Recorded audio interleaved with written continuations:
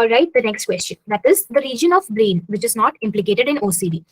So you have four options. One is caudate nuclei, then you have orbitofrontal cortex, then you have basal ganglia, and finally pons. So any answers? Anyone? So it's a very direct question. Or like, can anyone say that which of the options are like which of the regions of the brain is implicated in OCD?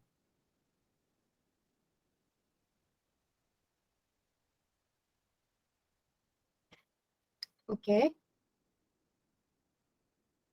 All right. So Sahiba has answered D. Yes. Anyone else? Okay. Options A, that is caudate nuclei, and option C, basal ganglia. So basically, caudate nuclei is a part of basal ganglia. So it cannot be option A and C because you can only choose one between A and C, right? And when you think of OCD, so you have the main symptom that is associated with OCD, that is intrusive thoughts, the discomfort. So these are like higher cognitive processes, and even the behavior that is repetitive behavior. These are like voluntary behaviors made involuntary, right? So these are also controlled by a higher region of the brain. So basically, orbitofrontal cortex is also a region of the brain that is implicated in OCD. So if it cannot be the three, it can only be the last one, that is pons. All right. So these three regions, orbitofrontal cortex, and another region, anterior cingulate cortex, and finally the caudate nucleus of the basal ganglia. These are all said to be hyperactive in adults with OCD, and as the symptoms aggravate, the activity also increases. All right, the next question. In a classroom, students are self-motivated to do homework where the teachers stopped nagging students about late homework. So this is an example of positive reinforcement, extrinsic motivation, negative reinforcement, and blocking. So any answers? Option C. Okay, can you tell me why you said option C? Because they are removing something positive. Mm-hmm. Okay, anyone else? So Option remember, they are removing something negative. That's what I mean. Yeah. it's fine. It's all right. It's all right. Okay. Anyone else? Okay, so what she said is very much correct. Negative reinforcement, it basically happens when you have to sustain a desirable behavior. So that sustaining of a desirable behavior, that is this self-motivation to do your homework. It's basically doing your homework. That is the desirable behavior. So in order to sustain that, there is a stopping of nagging students, which is this particular nagging is an undesirable stimuli. So you are stopping that particular stimuli. So that is basically the definition of negative reinforcement. And similarly, in order to continue desirable behavior, you are introducing a positive stimuli, that is the positive reinforcement. And then coming to extrinsic motivation, this is the outside motivation, like the external your behavior, if it is driven by external rewards, it is known as extrinsic motivation. And finally coming to blocking. So this is a phenomena where your previously learned thought processes prevents or delays the learning as it is conditioning of a new behavior. All right. Now coming to the next question. Okay, so when client is repeatedly tapping their foot on the ground, the therapist would get them to exaggerate the moment and talk about the feelings that go up. So this therapeutic technique is most likely to be related to gestalt therapy, client-centered therapy, mindfulness, and DBT. So any answers? Okay, Christina, can you unmute yourself and tell me why you thought it's my option C?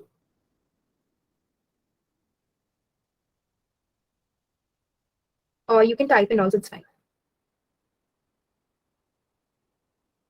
Okay, anyone else?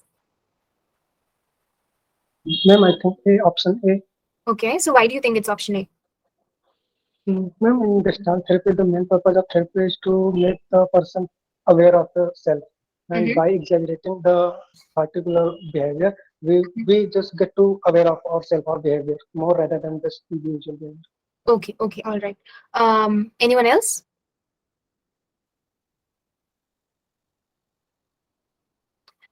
Okay, all right. Excuse me, just a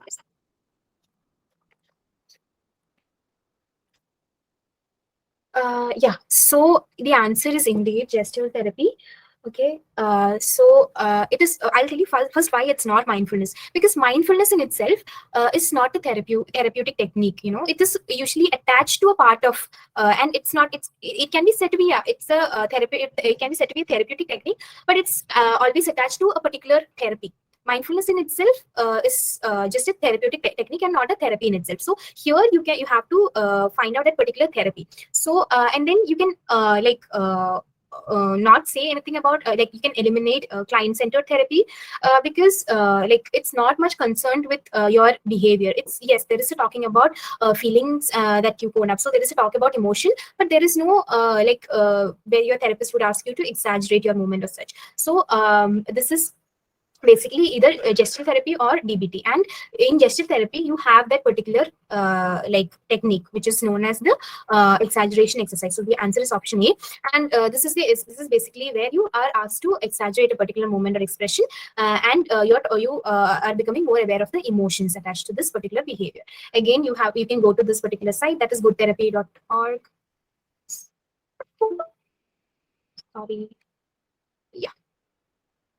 My screen is visible, right? Yeah. So you can go to this particular site, that is goodtherapy.org. Here there's a very good detailed information about gesture therapy. All right. And coming to the like DBT or dialectic behavioral therapy. So this is basically a modified CBT where you teach people how to live in the moment and develop healthy ways to coping with stress and regulating emotion and improving of a relationship with others. All right. Now coming to the next question. So Amya is having stage fear in school. Her therapist teaches her to minimize emotional disturbances and self-defeating behavior by acquiring a more realistic, workable, and compassionate philosophy of life. On this journey, her therapist asks her to ask silly questions to the teachers in classroom. So what kind of therapy does the therapist you would have most likely to use here? So you have client-centered therapy, existential therapy, REBT, and CBT. So any answers?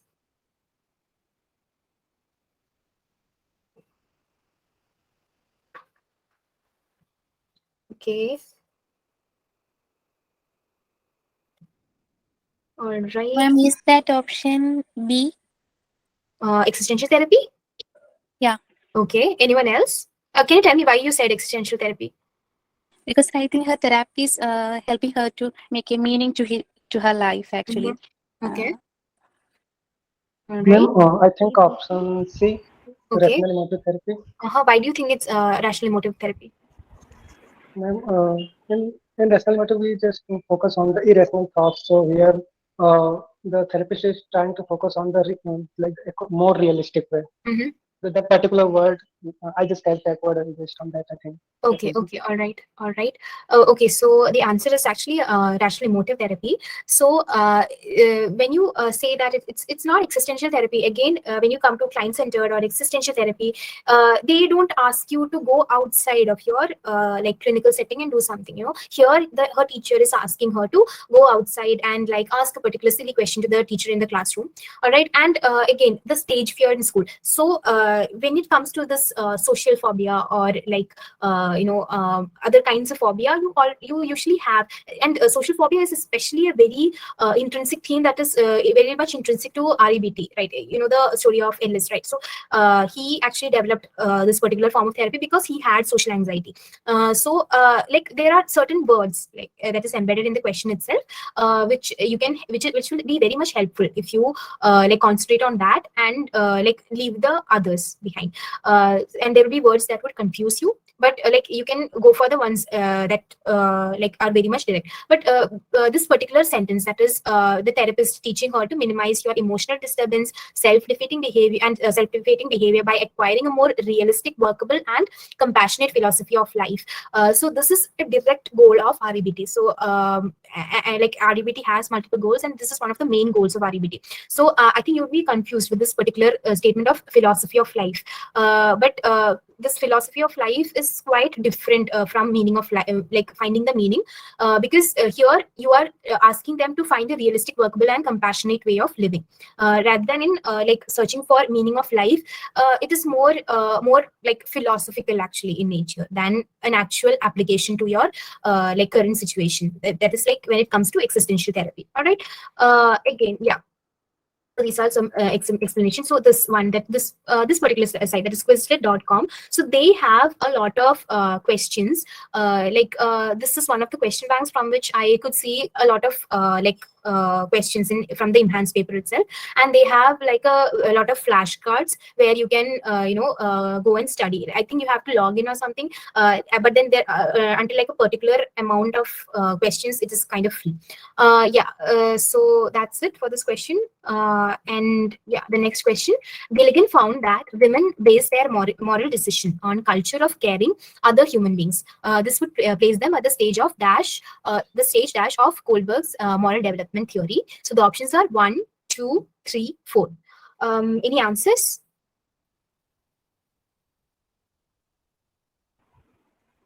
Four. Pardon? 4. Okay. So Option 4. yes, can you tell me why you said 4?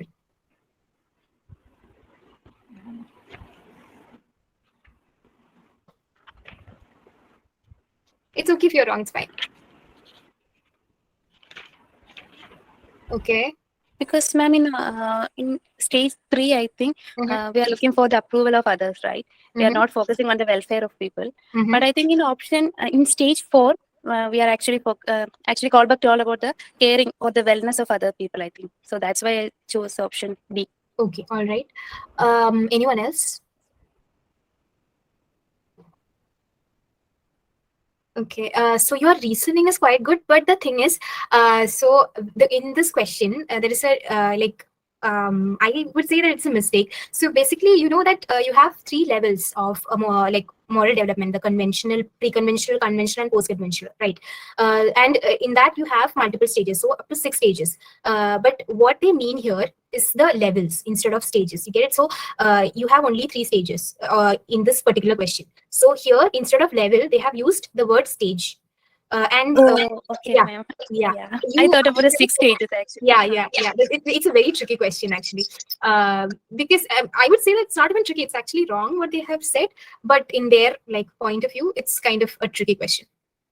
So here, the word that you are looking is that you base your moral decision on the culture of caring other human beings, right? So when you come to the stage 4 in the conventional morality stage, so you are more internalizing that particular stage that you told, that is internalization of moral standards of valued adult role models. So here you are not thinking about human values as such. You are understanding the rules and you are internalizing those rules. So you have like a black and white kind of understanding of your rules, and it cannot be the 4th stage.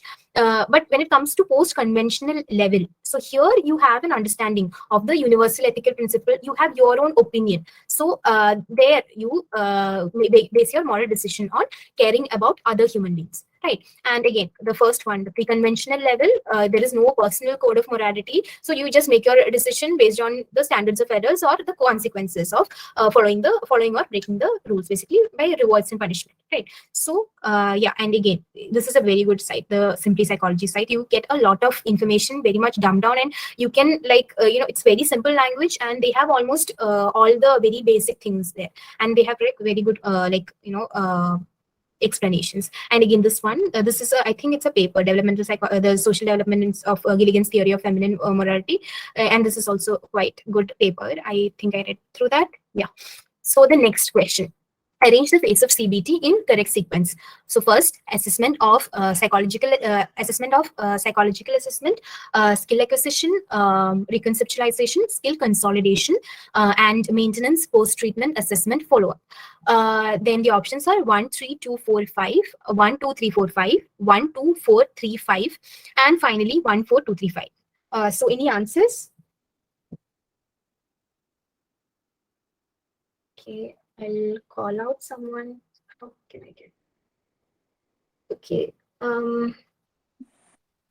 Yeah. Meryl, can you unmute yourself and answer? Or you can put in the chat box. It's okay if you're wrong. Or if someone else wants to answer, also it's fine. Is that option A? Okay. Tell me how you arrived at the option A. Because we usually start with assessment, right? Okay. So then in CBT, we are always focusing on conceptualization, reconceptualization, right? Yeah. Then skill acquisition. Then we are focusing on consolidating the skills which we are acquired, and then moving to the maintenance post treatment. Okay, all right. So you did like a good job of listening. Okay, and okay, anyone else did say that? Yeah. Okay. So your answer is correct. That is, it's option A. So as you said, so in this question, so instead of like going through the like 1, 2, 3, 4, 5, all right, you can go through the options A, B, C, D. So first, in all the all the 4 options, the first choice is 1. So it should be assessment of psychological assessment or psychological assessment. All right. So it's all right. It's always option 1. Now coming to the next one. So you have like reconceptualization or skill acquisition or skill consolidation. So in CBT, as the name suggests, the C part or the cognitive part will always precede the behavioral part, right? So it's reconceptualization, and there is only one option where you have the second place as 3. So it should be A. So it's an easier way of understanding instead of going through all the options. Okay. So coming to the next question, which of the following, if true, of test retest reliability, which of the following is true for test retest reliability? The test is measuring what it claims to be measuring. The test will produce consistent results. The test will improve performance second time round. And D, all of the above. Any answers? B. Pardon? B. B. Sorry, I can hear D. Okay. Or B. D. B. B. B. Okay. Anyone Test else? will produce consistent. Okay. Okay. All right. Anyone else? Option B, ma'am. Okay. Okay. Yeah, so you are right. So it's option B. That is, test will produce consistent results. So basically, test retest reliability. Reliability, when the word reliability is there, you have to like understand that there is the option when you relate the consistency or anything that implies consistency to reliability. And the first option, that is, test is measuring what it claims to measure. It is validity. And finally, test will improve performance second time round. So the option C, it won't be true to test retest reliability because it claims the opposite of what test retest reliability aims. That is, it is not consistent. That is, there will be an increase in the performance. So the scores won't be consistent. All right. So the option C is basically the practice effect. Okay. So the next is choose the statement which refers to concurrent validity. A, the 2 tests are done at the same time. 2 or more clinicians agree on the outcome. Then the items on the test consistently relate to each other. And finally, the notion that scores on a test correlate highly with scores from tests that measure the same attribute. So any answers?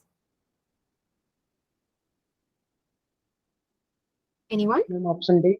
Okay. So can you explain to me all the other options if you say it's option D? Yes, ma'am. Because in concurrent validity, we just correlate with the present score with the already available score, which is already standardized score. Yeah, so I'm asking you, like, if you say D is the statement that refers to concurrent validity, what about the other 3 statements? Can you like relate it to the other, what it defines? Okay, let me see. If we see the first option, the 2 tests are done at the same time. Like we can think about the reliability, that is where we use the parallel form reliability. Okay. That is related to that in the 2 or more clinicians. And the second option, it can be, you can see the inter-rater reliability. Okay. The Okay. second option. And the third option, the items on the test concept. And the third option, it is like internal reliability. Yeah, internal consistency. Yes. So yeah, you're right. So it's option D. Yeah. So we'll move on to the next question. So this is a very direct question. The term mental test was invented by, who is the person who coined the term mental test? So you have the options Galton, Cattell, Goodenough, and Pearson. So this is like, if you do not know exactly the answer of this question, I don't think that you can answer it by like eliminating. So you need to know. This is like a very basic thing. Okay. Any answers?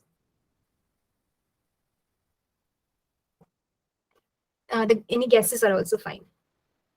You can put in the chat box. It's fine.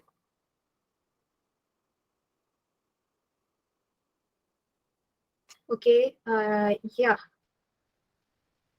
Sheila Das has written Scattel. Anyone else? Yeah, so it is Cattell.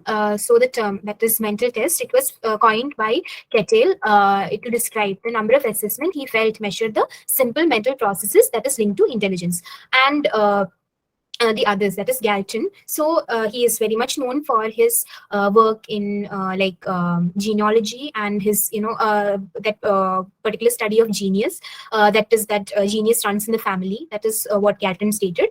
Then coming to good enough, she is one of the pioneers in the work with Terman in genius children, and also the lifelong studies of development, the long-term studies. And finally, you have Pearson, Carl Pearson, who is very much known for his correlation, regression, all the statistical knowledge that we, like few main statistical knowledge that we know of. Okay, then the next question. So the major purpose of including negative and positive items in the test is to maintain balance, promote practicality in the test, check acquiescence response set, and finally enhance the reliability of the item. Any answers?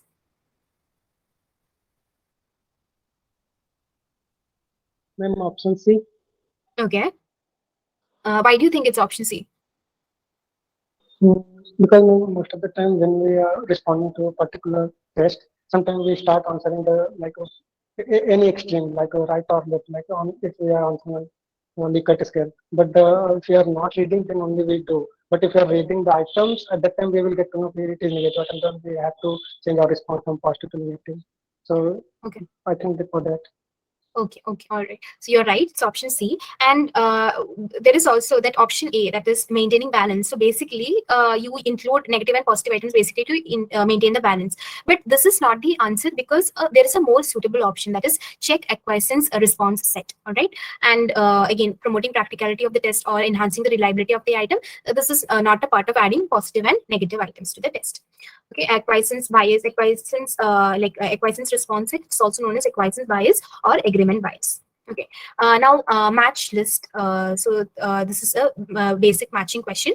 So you have in list 1 you have psychologist, in list 2 you have concept. So the list 1 is Adler, Bandura, Jung, and Horney. And in list 2 you have basic anxiety, triadic reciprocal causation, fictional finalism, and principle of equivalence. And the options are A2, B4, C3, and D1.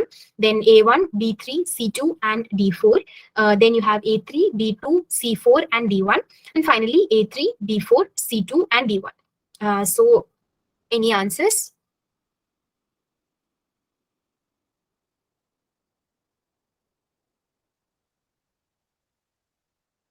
Okay, yeah.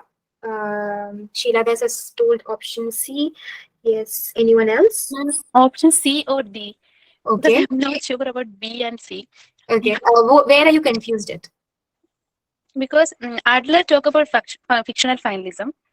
So A3 is, I think, correct. And also Karen Horney and basic anxiety. That's also correct, I think. Okay. But the triadic reciprocal causation, I'm not sure about that.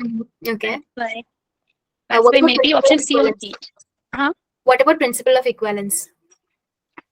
That's I'm also confusing, man. I'm not sure. Okay, all right. So you're saying C or D? D. Okay. Yeah. Any other answer? No. So the answer is option C. So Bandura is related to triadic reciprocal causation. So this is a concept in the social cognitive theory, where your psychological functions is explained in terms of triadic reciprocal causation. That is a system that assumes the human action as a result of interaction between the environment, behavior, and person. That is the cognitive process of a person. So these are the three predecessors or antecedents of human action or human behavior. All right. And when it comes to Jung, it's so the answer is principle of equivalence. So you have in Jung you have some principles that is very much that looks like physical your physics theories, right? This principle, law of equivalence, law of conservation of energy, and all that. So Jung has a set of principles which is very much similar to that. And the second principle of Jung, that is principle of equivalence, it says that energy created from the opposition is given to both sides equally. So there is an equivalence or your dispersion of an energy to both equally to both sides. So that is the principle of Jung. And again, when it comes to Horney and basic anxiety, so this is basically the feeling of helplessness or abandonment and endangerment in a hostile society because of the in the time at the time of the person when he or she was an infant, they had this particular helplessness because of their dependent or indifference, dependent from the parental indifference, right? And when it comes to fictional finalisms, this is again a psychoanalytic theory by Alfred Adler, who basically says that the behavior is always motivated by your future, by a set terms of goals and ideals. Again, so this is, yeah. Ma'am, can you explain the principle of equivalence once again, please? Yeah, so principle of equivalence, it's basically that so to there is a balance or equivalence where where the energy that is created by the opposing forces, it is given equally to both sides, like your yin and yang kind of thing. So that energy is dispersed equally, right? Is that okay, or should I'll do one thing. I'll send the link for. I forgot to do the link. I'll send you that link for. It has a very good explanation of principle of equivalence. Okay. I'll put it in the group. Yeah. Okay. So then you have this assertion and reasoning question. So assertion and reasoning question is a very must-have question for your NET exams, right? And it's very confusing because, like, when you look at the options itself, you feel quite confused, right? Now the basic thing that you can do is, like, you need to know two different statements, and you need to know that if that particular statement are related to each other, and if R is the cause, or R is an explanation for the first statement. And you can only, like, by practice do this type of questions quite fast. And here the assertion is that the usual educational evaluation, it is aimed at maximizing examiner variance, and the reason given here is examiner variance is reduced with higher interscorer reliability. So the options are that both A and R are true, and R is the correct explanation of A. The next option is both A and R are true, but R is not the correct explanation of A. Then you have A is true, but R is false. And finally, A is false, but R is true. Okay, any answers for this one? Just try. It's quite simple. You don't actually have to use the psychological terms. You can, like, by a very common sense kind of answer you can give. It's fine. Any answers fine. You can give guesses, or, like, you can put it in the chat box also. It's fine. Okay. Yeah, so the answer is option D, because the statement, that is the usual educational evaluation is aimed at maximizing examiner variance. So none of a very good educational evaluation or educational evaluation system would like aim at maximizing the variance of an examiner, because it would like bring in a lot of subjectivity to that particular test, and it would not be good for the students. It would not be an ideal way of evaluating a students. Like, if there are like 10 of you, and I give 5 of you very easy questions and 5 of you very difficult questions, it won't be fair on you, right? And it's not a correct way of evaluating a student. So the assertion, or A, is false. When it comes to reason, that is examiner variance is reduced with higher interscorer reliability. Right, this option is correct, because when you increase the interscorer reliability, that is multiple people come into consensus, and to make the scoring pattern reliable, the variance will also reduce, and it will lead to a better educational evaluation system. So the option is D, that is A is false, but R is true.